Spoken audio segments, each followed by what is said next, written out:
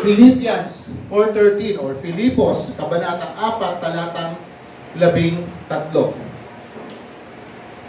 Pwede po ba tayong tumayo bilang pag-umpisa at babasahin po natin ng malakas, ng sabay-sabay ang salin sa Tagalog at saka sa English. Then, mag-pray muna po tayo pagkatapos natin basahin. Okay, basahin po natin Filipos 4:13. Ang lahat ng ito'y magagawa ko dahil sa lakas ng kaloob sa akin ni Kristo. Philippians 4:13. I can do all things through Christ who strengthens me. Diyos pong magpala sa kanyang salita. I can do all things through Christ who strengthens me. Medyo mabigat po itong verse na ito. Ang lahat ay magagawa ko dahil sa lakas na kaloob sa akin ni Kristo. Okay? Tulitin pa nga, isa pa natin. Ang lahat ng ito'y magagawa ko. Lahat ng ito'y magagawa ko dahil sa lakas ng kaloob sa akin ni Kristo. Okay, ang sabi, lahat daw ay magagawa ko. Tingnan nga natin, may ginawa po akong listahan. Kaya ko kayang gawin. Kaya nyo kayang gawin. Tingnan lang po natin yung susunod. Yan. Kaya kong lumipad papuntang Palawan. Ni Palawan Pawn Shop, hindi ako makakarating dyan ng lumilipad. Kaya kong languyin at tawirin ang West Philippine Sea. Eh may nakaharang na mga inchik. At hindi rin ako marunong lumangawin na ganon. Pero, kaya kong buhatin ang mga sasakyan para maiparada ng maayos. Ngayon, isa lang ang sasakyan. Kasi pagka unang Sunday, ang dami nating sasakyan dyan. Kaya ko bang buhatin yun at isalansan ko ng maayos para makapag-park? Next, kaya kong tumalon mula sa tuktok ng mataas na gusal nang hindi masasaktan. Pwede akong hindi masaktan kung ang talong ko ganun lang. Pero kung ang talong ko ay pababa, kaya ba na hindi ako masasaktan? Malamang hindi ko na maramdaman yung sakit kasi dense na ako. Okay? Kaya kong magmaneho ng eroplano at barko. Siyempre, hindi. Pero ang sabi sa talata, pakibalikan nga natin, ang lahat ng ito ay magagawa ko dahil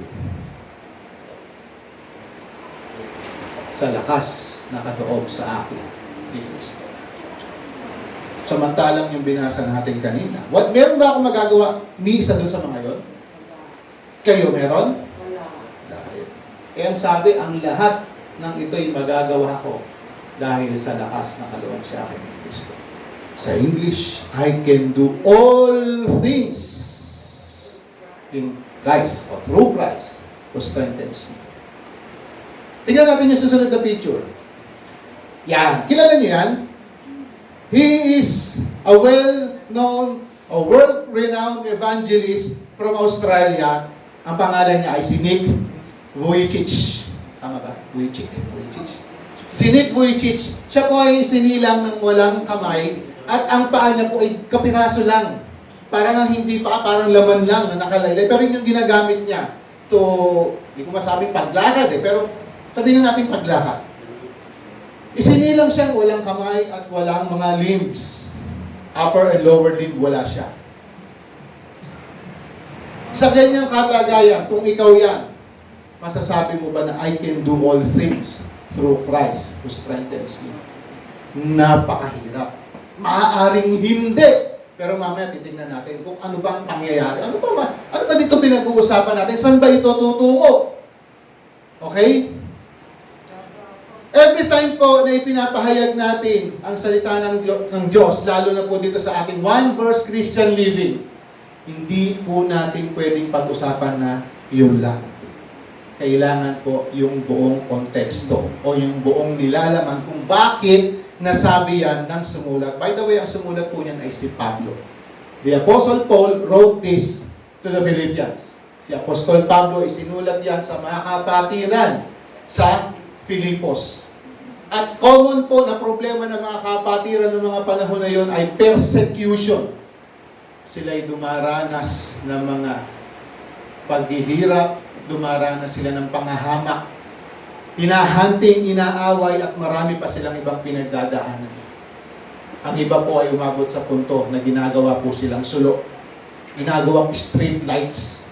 Sinisilaban sila bilang buong tao at ginagamit na ilawan sa kalsada. Ang sinusulatan po ni Pablo ay mga kapatiran na mananampalataya ng Panginoong Hesus na nagtitiis ng hirap. Okay? But his letters to the churches is to encourage them, to educate them, to inform them, to keep them going. Anong pinag-aralan natin last week? Ituon natin ang ating paningin kay Kristo. Ito, I can do all things through Christ. Ano bang pinagmulan? Okay, sinulatan nga, sabi ko nga, sinulatan ni Pablo ang mga kapatiran sa Filipos. Kaya yung mga naunang verses. Labis akong nagagalak sa Panginoon sapagkat pagkaraan ng mahabang panahon, minsan pang ipinamalas ninyo ang inyong pagmamalasakit sa akin. Alam kong hindi ninyo ako nalilimutan. Wala nga lang kayong pagkakataong matulungan ako. Hindi ko sinasabi ito dahil kayo'y pinaghahanapan ko ng tulong. Natutunan ko ng masiyahan, maging anuman ang aking kalagayan. Naranasan ko ng maghikahos. Naranasan ko na rin ang managana. Natutunan ko na ang sikreto kung paano masiyahan sa anumang kalagayan sa buhay. Ang mabusog o ang magutom, ang magana o ang maghirap. Pagkatapos niyang sabihin ito, na naranasan ko na yan, natutunan ko na ang sikreto, to be content. Nang may marami at kakaunti, minsan wala pa.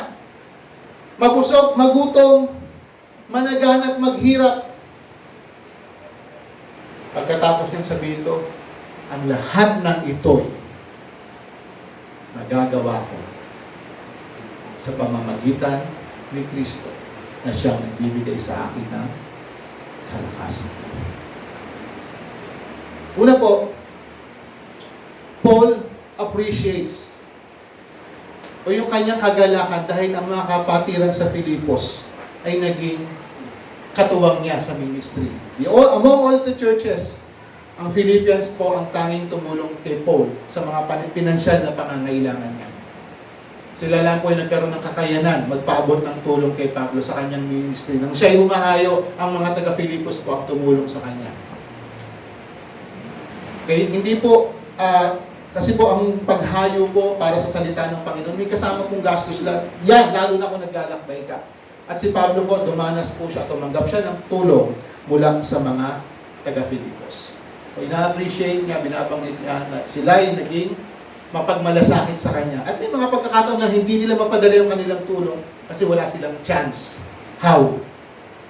Pero proven na po na sila ay naging katuwang talaga ni Pablo sa kanyang ministry. At isa pang elemento po, isa pang bagay sa pahayag na ito ni Pablo, natutunan niya ang maging kontento.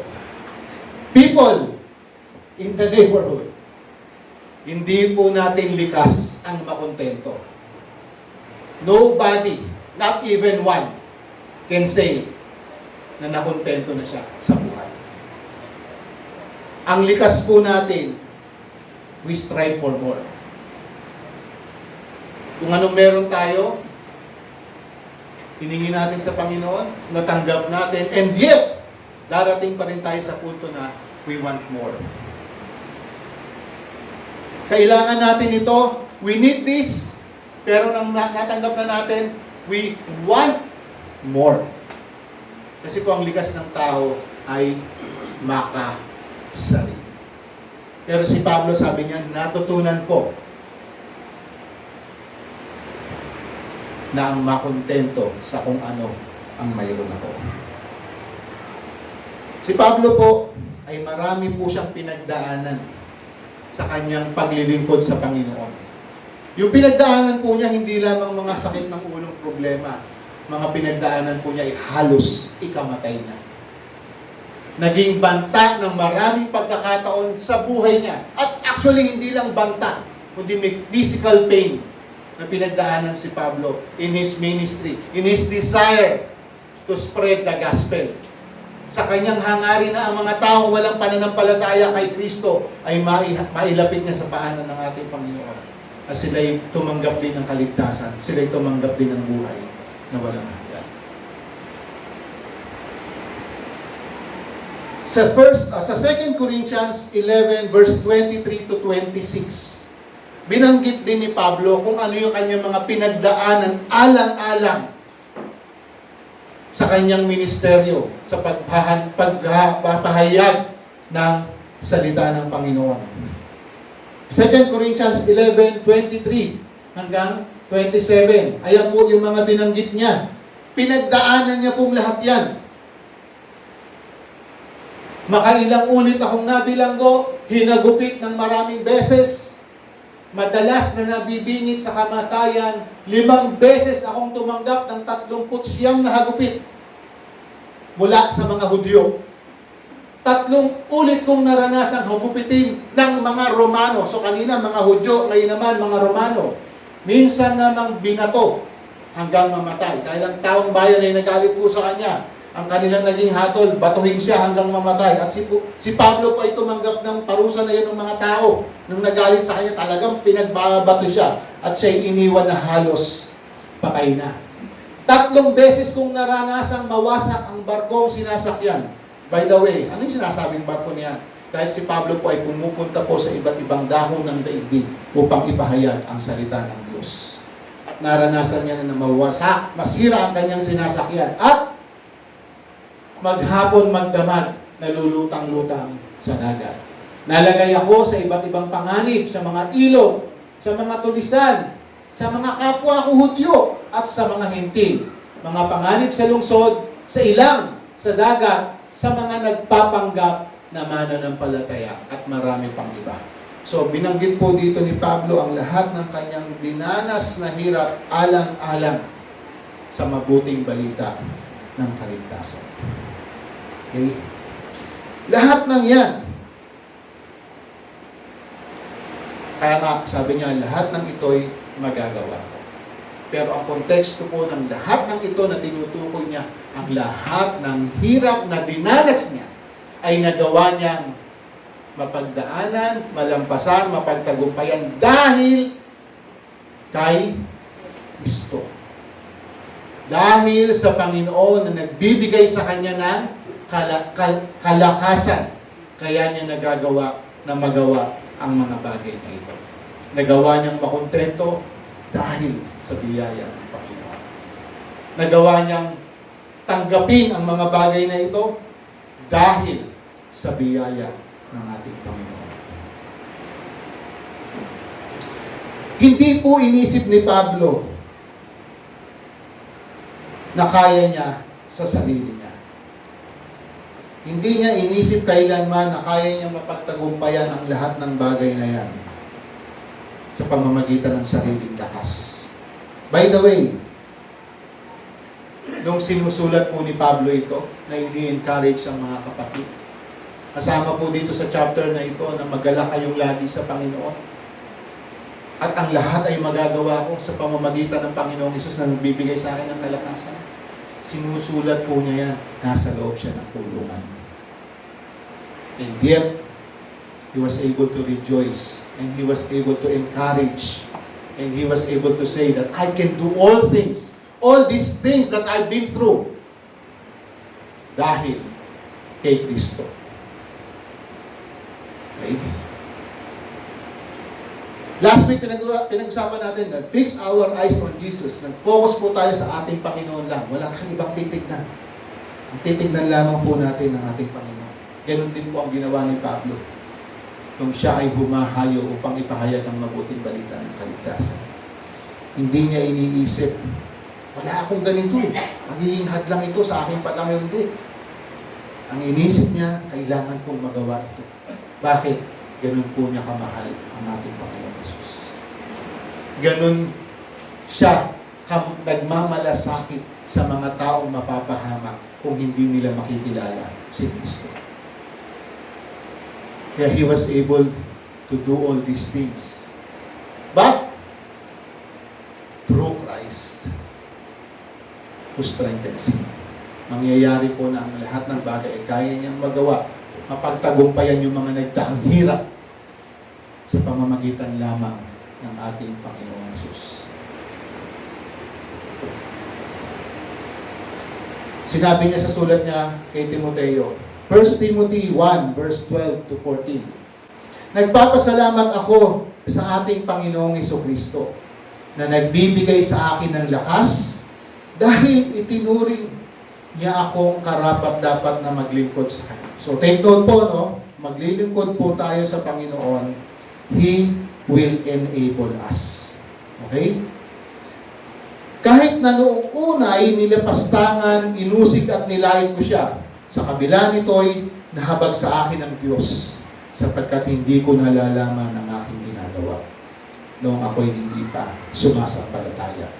Pinasagana sa akin ang kagandahang loob ng ating Panginoon at ipinagkaloob niya sa akin ang pananampalataya at pag-ibig na natatagpuan sa ating pakikipag-isa kay Kristo Jesus. Sa lahat po ng itong mga nangyari sa kanyang buhay, sapat po ang biyaya ng Diyos.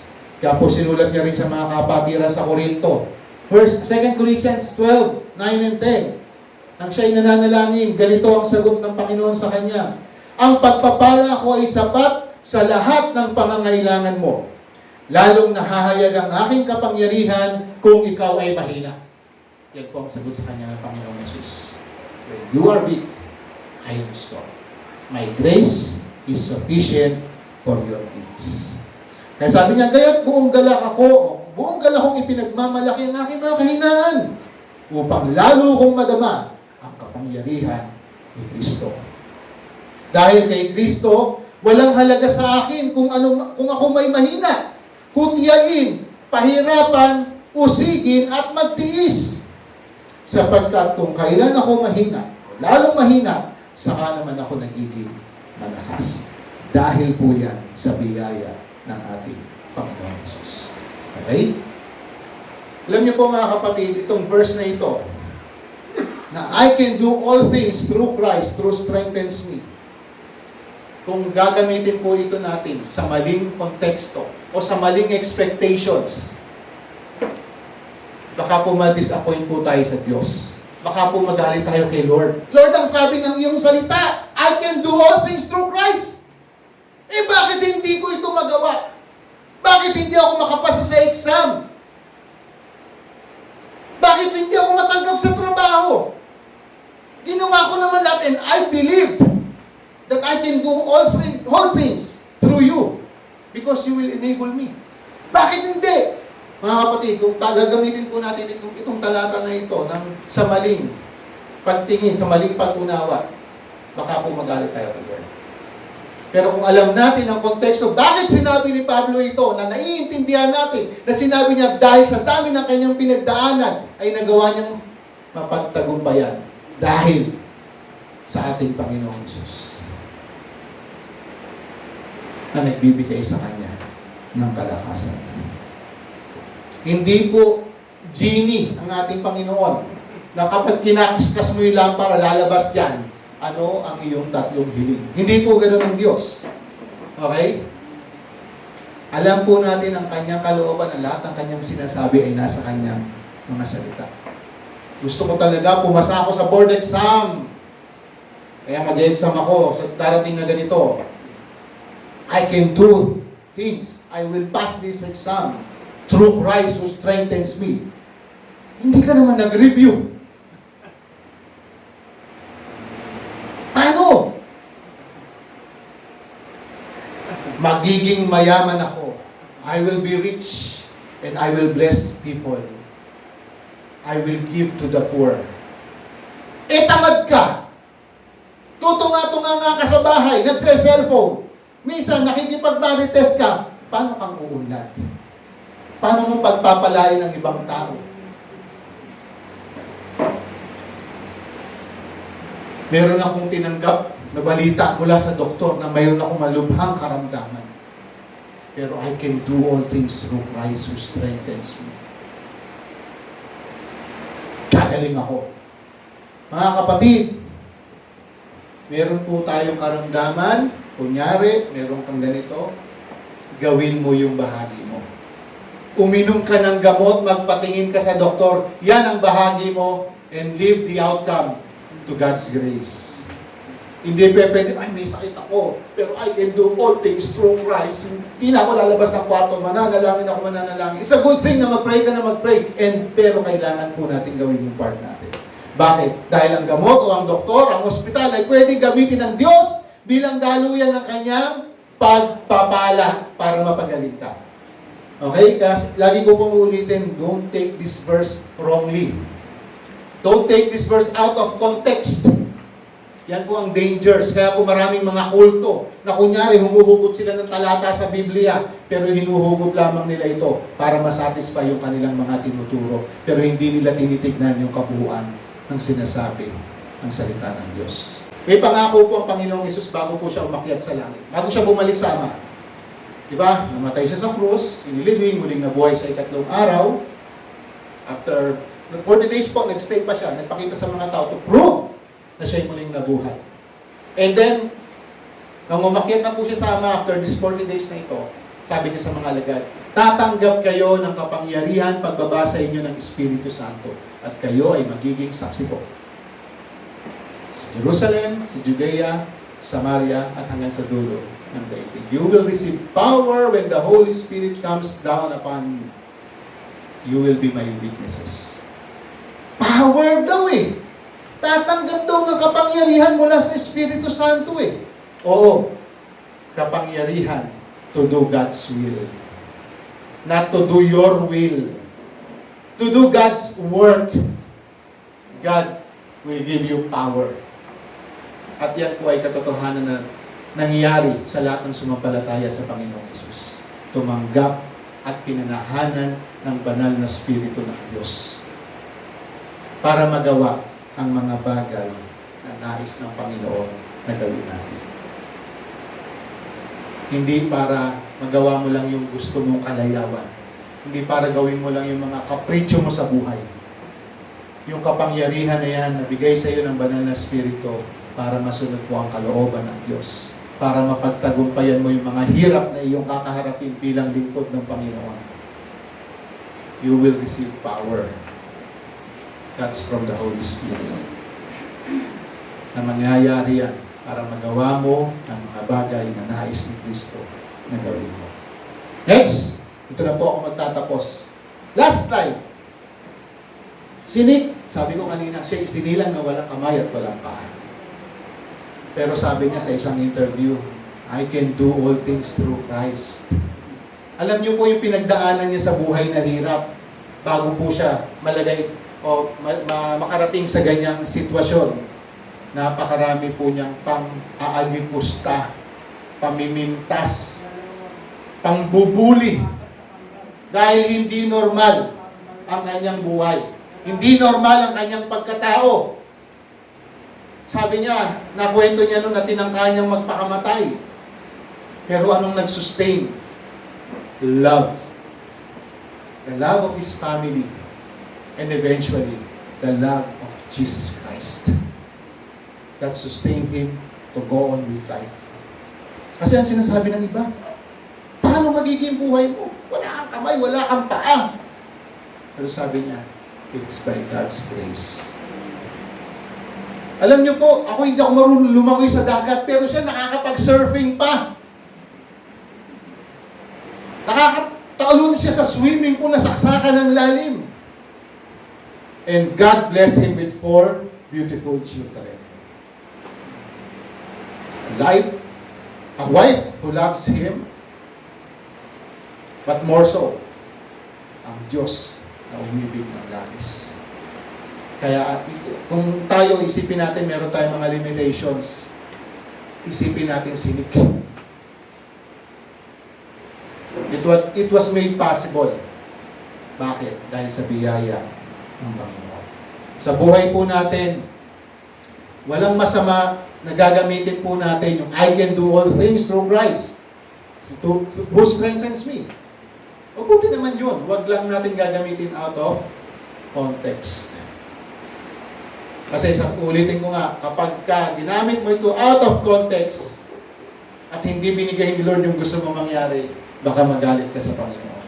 Which is hindi yan ang nais ng salita ng Diyos. Ang nais ng Diyos ay mag-focus lamang tayo sa ating Panginoong Jesus.